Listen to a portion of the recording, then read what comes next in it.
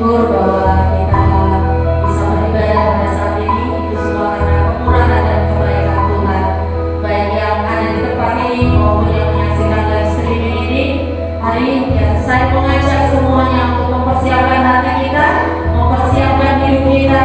Kita membawa penyembahan kita yang terbaik di hadapan Tuhan. Berkati ibadah pada saat pagi hari ini Tuhan, dan biarkan kuasa Roh Kudus hadir di tengah-tengah kami, bahkan menjamah setiap pribadi yang menyaksikan program ini Tuhan. Mereka boleh merasakan hadirat Tuhan di dalam setiap hati yang haus dan lapar akan Tuhan. Kau akan hadir dan menjumpai setiap pribadi kami Tuhan. Terima kasih Tuhan Yesus, terima kasih. Ini kerinduan hati kami Tuhan. Kami mau menyembah-Mu lebih lagi, sebab kami tahu Engkau Bapa yang begitu sangat mengasihi hidup kami. Oleh sebab itu Tuhan, pagi hari ini tidak ada alasan bagi kami untuk tidak kami mengucap syukur, untuk tidak kami memberikan penyembahan yang terbaik dari hidup kami kepada-Mu Tuhan. Terima kasih Tuhan Yesus, terima kasih. Terima kasih Tuhan.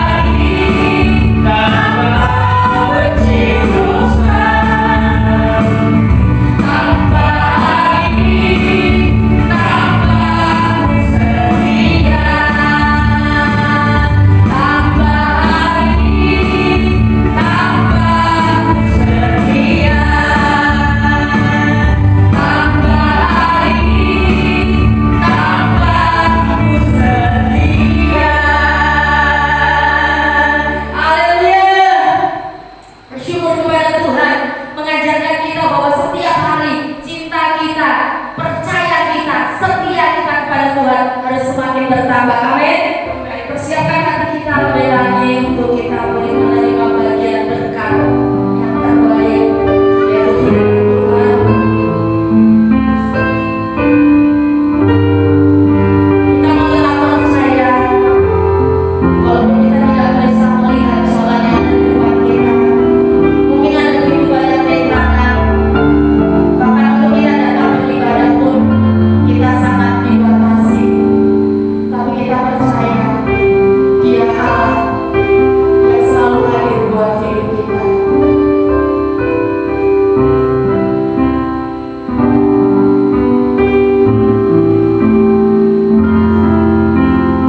Saat ku tak melihat jalanku, saat ku tak mengerti rencanamu,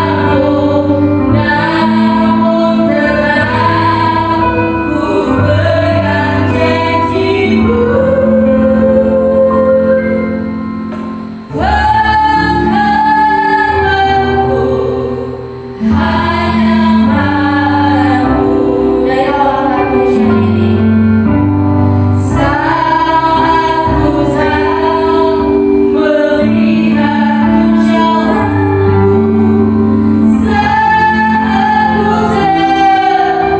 jalanku, saat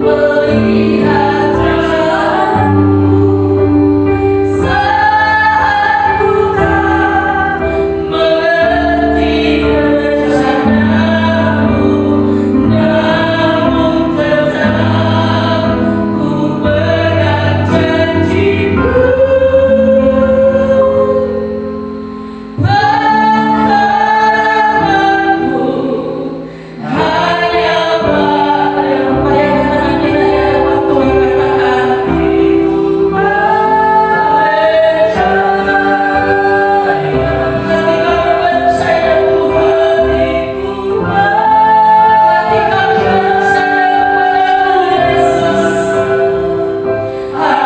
Hatiku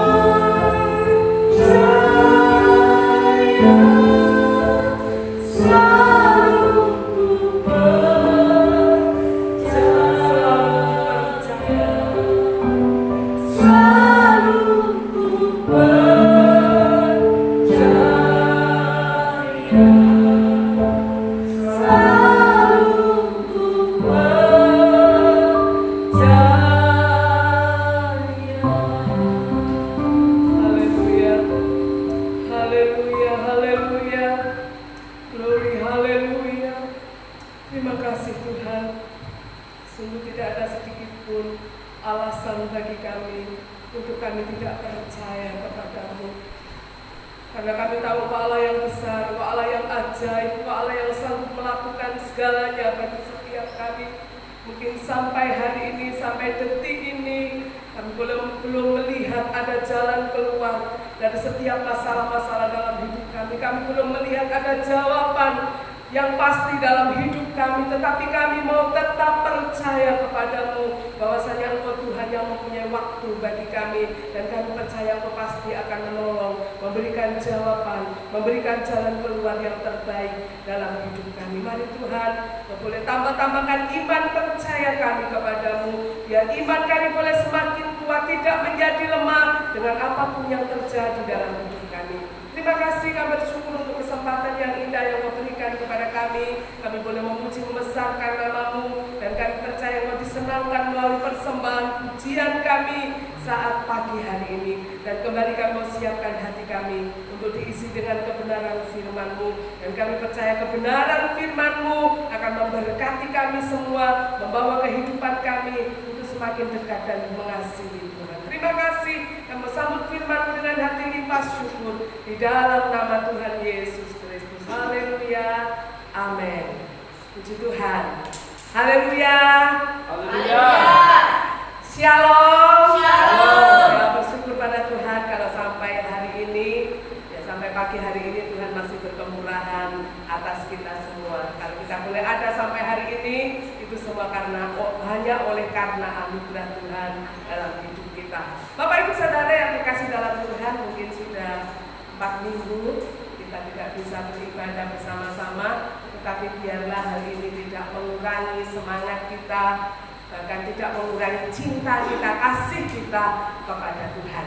Puji nama Tuhan, Bapak Ibu Saudara yang terkasih dalam Tuhan, dan saat pagi hari ini kembali kita akan sama-sama merenungkan firman Tuhan, ya, dan saya akan memberikan judul firman Tuhan saat pagi hari ini, tetap percaya walaupun belum melihat. Kita akan buka kitab kita akan lihat bersama di dalam Injil Yohanes pasal yang ke-20. Injil Yohanes pasal yang ke-20 ayat yang ke-24 sampai ayat yang ke-29. Injil Yohanes pasal yang ke-20 ayat yang ke-24 sampai ayat yang ke-29, dan saya akan membacakan demikian bunyi firman Tuhan. Tetapi Thomas, seorang dari ke-12 murid itu yang disebut Didimus, tidak ada bersama-sama mereka ketika Yesus datang ke situ. Maka kata murid-murid yang lain itu kepadanya, "Kami telah melihat Tuhan." Tetapi Thomas berkata kepada mereka, "Sebelum aku melihat bekas paku pada tangannya, dan sebelum aku mencucukkan jariku ke dalam bekas paku itu, dan mencucukkan tanganku ke dalam lambungnya, sekali-kali aku tidak akan percaya."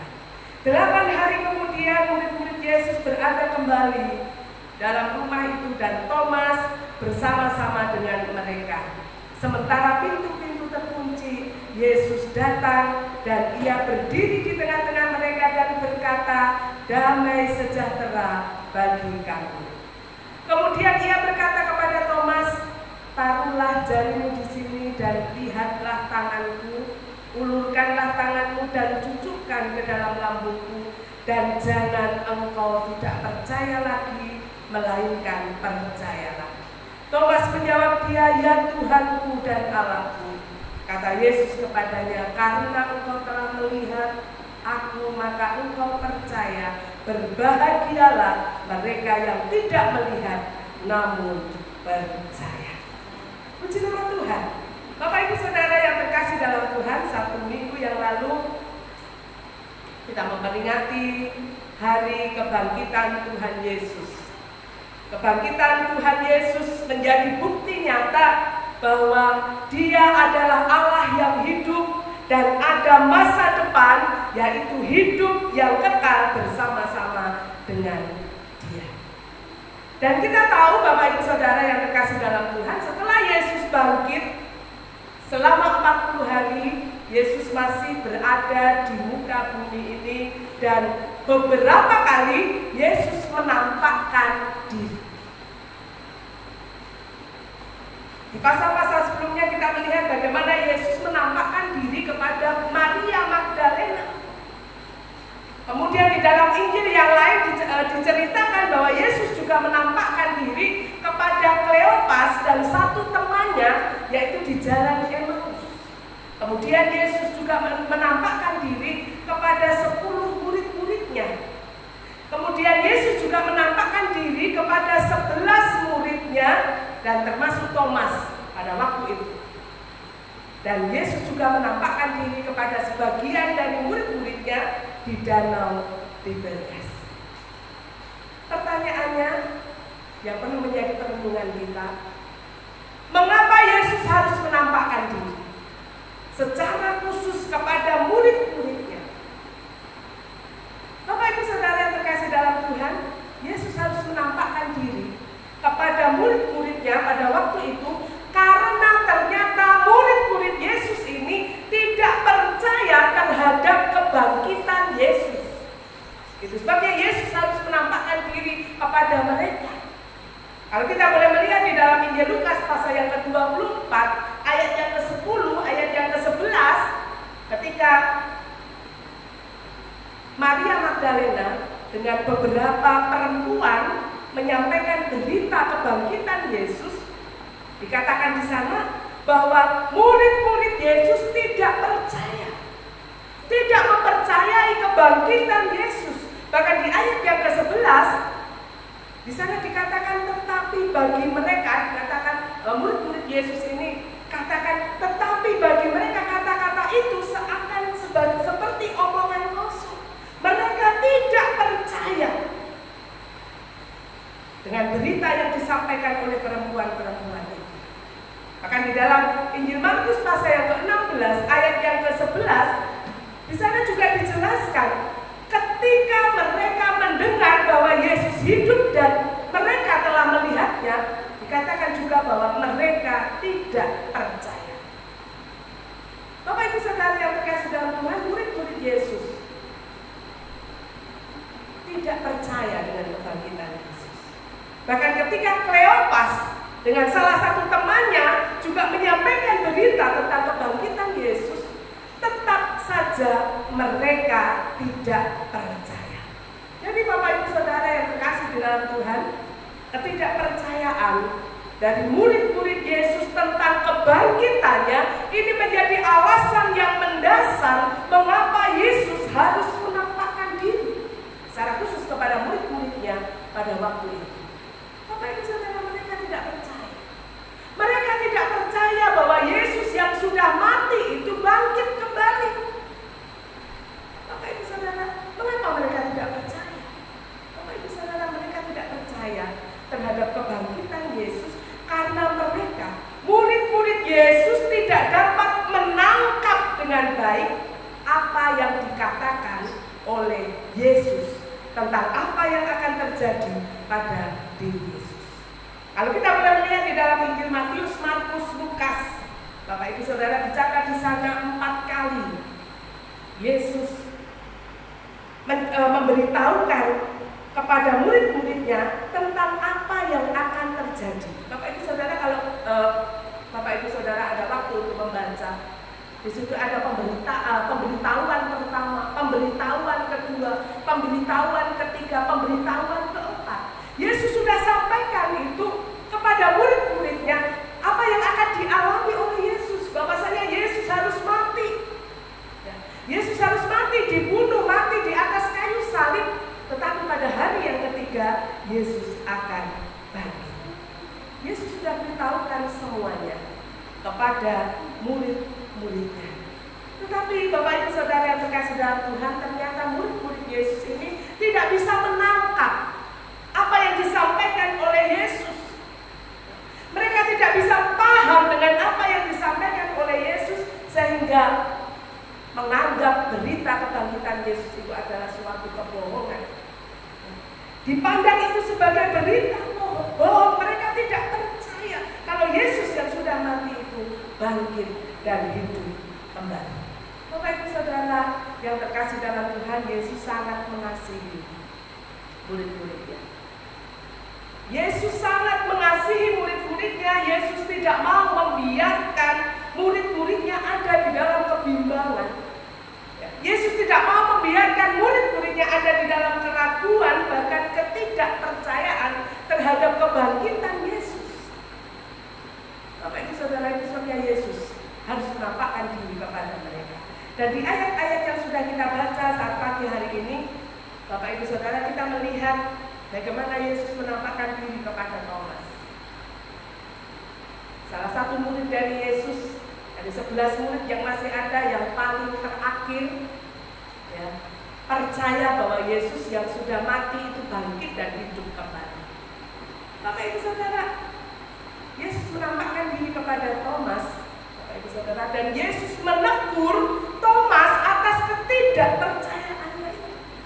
Lalu kita boleh melihat di ayat yang ke-25, Bapak Ibu Saudara, di sini kita melihat bagaimana respon Thomas ketika dia mendengar berita kebangkitan yang disampaikan oleh teman-temannya, berita sukacita yang disampaikan oleh teman-temannya. Kita boleh melihat bagaimana respon dari Thomas ini. Thomas menolak. Thomas tetap saja tidak percaya akan kebangkitan Yesus. Sehingga di ayat yang ke-25 di sini dikatakan, tetapi Thomas berkata kepada mereka, sebelum aku melihat bekas paku pada tangannya dan sebelum aku mencucukkan jariku ke dalam bekas paku itu dan mencucukkan tanganku ke dalam lambungnya, sekali-kali aku tidak akan percaya. Bapak Ibu Saudara yang terkasih dalam Tuhan, teman-temannya, yang murid-murid yang lain ingin berbagi sukacita, supaya Thomas juga tidak lagi mengalami ketakutan, supaya Thomas juga tidak lagi merasakan kebimbangan dalam hidupnya. Tetapi Thomas meresponi dengan tidak baik. Teman-temannya ingin berbagi sukacita, tetapi Thomas menolak. Bapak Ibu Saudara yang terkasih dalam Tuhan, seperti Yesus mengasihi murid-murid yang lain, Yesus juga mengasihi Thomas. Itu sebabnya dalam pertemuan yang berikutnya ketika murid-muridnya berkumpul, ya, Thomas juga hadir di situ dan Yesus kembali menampakkan diri ya, untuk meyakinkan, secara khusus untuk Thomas pada waktu itu, untuk meyakinkan Thomas bahwa dia benar-benar bangkit dan hidup. Bapak Ibu Saudara, di ayat yang ke-27 dikatakan, ketika Yesus sudah bertemu dengan Thomas, di sini Yesus katakan, taruhlah jarimu di sini dan lihatlah tanganku, ulurkanlah tanganmu dan cucukkan ke dalam lambungku, dan jangan engkau tidak percaya lagi, melainkan percaya. Di ayat yang ke-29 kata Yesus kepadanya, karena engkau telah melihat aku, maka engkau percaya. Berbahagialah mereka yang tidak melihat, namun percaya. Bapak Ibu Saudara yang terkasih dalam Tuhan, ada banyak orang yang berpendapat, lihat dulu baru percaya. Lihat dulu baru percaya. Bagi kebanyakan orang, Bapak Ibu Saudara, mereka perlu melihat dulu, melihat fakta seperti Thomas. Melihat faktanya dulu, melihat buktinya dulu sebelum percaya. Jadi kepercayaan mereka didasarkan pada apa yang mereka lihat. Kepercayaan mereka didasarkan pada apa yang mereka alami. Bapak Ibu Saudara yang terkasih dalam Tuhan, di dalam hubungan kita dengan sesama, mungkin kita bisa menerapkan prinsip yang seperti ini. Tetapi di dalam hubungan kita kepada Tuhan, Bapak Ibu Saudara, kita tidak bisa lagi menerapkan prinsip yang seperti ini. Di dalam hubungan kita kepada Tuhan, kita tidak bisa mendasarkan kepercayaan kita pada apa yang kita lihat. Itu sebabnya Bapak Ibu Saudara yang terkasih dalam Tuhan, itu juga boleh menjadi teguran bagi setiap kita, orang yang percaya kepada Tuhan. Ya, jangan kita tidak percaya lagi, melainkan percayalah. Ya. Berbahagialah mereka yang tidak melihat, namun percaya. Bapak Ibu Saudara yang terkasih dalam Tuhan, di dalam hubungan kita kepada Tuhan, kita orang yang percaya kepada Tuhan, Bapak Ibu Saudara, kita tidak bisa mendasarkan kepercayaan kita kepada apa yang kita lihat. tetapi kita harus percaya dengan sungguh-sungguh kepada Tuhan. Kita mau melihat dengan iman kita kepada Tuhan bahwa Tuhan itu Tuhan yang besar dan sanggup melakukan segalanya dalam hidup kita. Dalam Ibrani pasal yang ke-10 ayat yang ke-38 dikatakan, tetapi orang yang benar akan hidup oleh iman. Tetapi orangku yang benar akan hidup oleh iman. Di pasal yang ke-11 ayat yang pertama, di sana iman itu dikatakan di sana bahwa iman itu adalah dasar dari segala sesuatu yang tidak kita lihat, dan dasar dari segala sesuatu yang kita harapkan, dan bukti dari segala sesuatu yang tidak kita lihat. Kita mau tetap percaya sekalipun belum melihat. Satu contoh, Abraham, Bapak Ibu Saudara, ketika imannya diuji, harus mempersembahkan Ishak, anak satu-satunya, anak yang dikasihnya. Sementara mereka ada di dalam perjalanan, Bapak Ibu Saudara, Ishak ini berkata kepada bapaknya, kepada Abraham, "Bapak, di sini sudah ada kayu bakar, di sini sudah ada pisau, tetapi di mana domba yang akan kita gunakan untuk korban bakaran?" Apa yang dikatakan oleh Abraham? Abraham katakan, Allah yang akan menyediakan domba untuk korban bakaran. Allah yang akan menyediakan. Bapak Ibu Saudara yang terkasih dalam Tuhan, ketika Abraham berkata Allah yang akan menyediakan, Bapak Ibu Saudara, Abraham belum melihat ada domba di situ. Tetapi Abraham melihat dengan imannya, dengan keyakinannya bahwa Allah pasti sediakan. Bapak Ibu Saudara, kekristenan seperti inilah yang Tuhan inginkan. Kekristenan dengan iman yang kuat. Yakin bahwa Tuhan pasti akan menolong, yakin bahwa Tuhan pasti akan pelihara kehidupan kita. Tuhan mau kita boleh mempunyai iman yang kuat. Percaya dengan sungguh-sungguh kepada Tuhan. Ya, Rasul Paulus pada jemaat yang ada di Korintus, dia katakan, sebab hidup kami ini adalah hidup karena percaya, bukan karena melihat. Bapak Ibu Saudara yang terkasih dalam Tuhan, hari-hari ini mungkin kita sedang diperhadapkan dengan pergumulan hidup yang mungkin membuat kita menjadi takut, pergumulan hidup yang membuat kita menjadi cemas. Tetapi saat pagi hari ini saya mengatakan bahwa Yesus yang sudah mati dan bangkit itu sanggup untuk menolong kita. Dia sanggup untuk menolong kita. Mungkin sampai detik ini kita belum melihat dengan mata jasmani kita ada jawaban, ada jalan keluar dari setiap permasalahan hidup kita.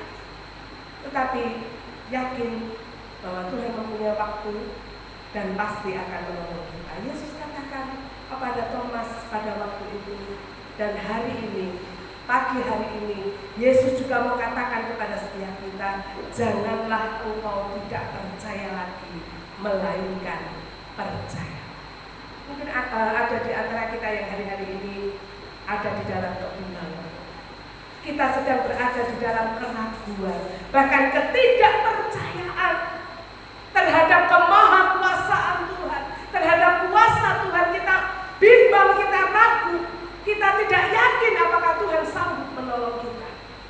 Tetapi firman Tuhan saat pagi hari ini meneguhkan kepada setiap kita, jangan engkau tidak percaya lagi, melainkan percaya. Kita mau yakin Tuhan pasti akan menolong kita. Bapak Ibu Saudara, Yesus Kristus tetap sama, dahulu, sekarang, bahkan sampai selama-lamanya. Kita percaya kasih dan kuasanya tidak akan pernah berubah dalam hidup kita. Itu sebabnya kita mau belajar di dalam segala hal dalam hidup kita. Kita mau tetap percaya kepada Tuhan. Puji nama Tuhan, kiranya Tuhan menolong, memberkati kita semua. Terima kasih Tuhan, mengucap syukur di hadapan-Mu pada akhir ibadah kami saat ini. Kami percaya Tuhan sudah menyertai ibadah kami dari awal ujian hingga penyampaian firman. Kami percaya Tuhan, saat ini apa yang kami kerjakan ini diberi Tuhan oleh Tuhan. Bahkan setiap mata yang melihat, setiap telinga yang mendengar program kegiatan kami ini, kami percaya semuanya diberkati Tuhan. Dimanapun berada kami percaya Tuhan, ibadah kami ini akan memberkati banyak orang, memberkati banyak telinga yang mendengar, mata yang melihat, dan kami percaya Tuhan akan bekerja dengan apa yang kami kerjakan ini. Terima kasih Tuhan. Saat ini kami juga bersyafaat kembali untuk bangsa kami Tuhan. Kami berdoa untuk bangsa Indonesia Tuhan, biar bangsa kami tetap ada di dalam tangan. Satu yang kami rindukan Tuhan, kami percaya sesuai janji Tuhan akan ada penuaian di atas bangsa kami Tuhan.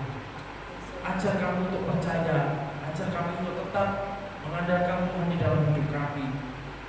Sesuai dengan firman-Mu Tuhan, mungkin saat ini kami belum melihat, tapi kami akan melihat masanya di mana Kau akan bekerja di atas bangsa kami.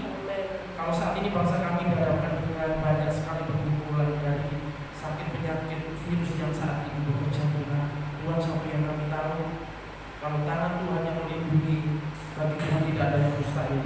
Dimanapun kami berada, Tuhan menyertai memberkati. Mungkin saat ini saudara-saudara kami yang terkena sakit virus corona Tuhan, malam ini kami berdoa. Saat ini kami berdoa biar tangan Tuhan yang menjamah, dan akan ada banyak kesaksian Tuhan, di mana pertolongan Tuhan itu nyata dari dulu sekarang bahkan sampai selama-lamanya. Bahkan kami yang saat ini dalam keadaan sehat, kami percaya perlindungan Tuhan itu tetap berlaku atas hidup kami. Dimanapun kami berada Tuhan, kami percaya kalau Tuhan campur tangan bagi Tuhan tidak ada yang mustahil. Tuhan, kami sudah berdoa untuk pemimpin-pemimpin kami dari yang tertinggi Tuhan, Bapak Presiden beserta para menteri Tuhan, bahkan sampai yang ada di wilayah-wilayah di kabupaten-kabupaten, kami percaya semuanya diberkati Tuhan. Malam ini terlebih kami berdoa Kabupaten Kediri Tuhan, di mana kami berdiri melayani Tuhan. Kami percaya Kabupaten Kediri diberkati oleh Tuhan.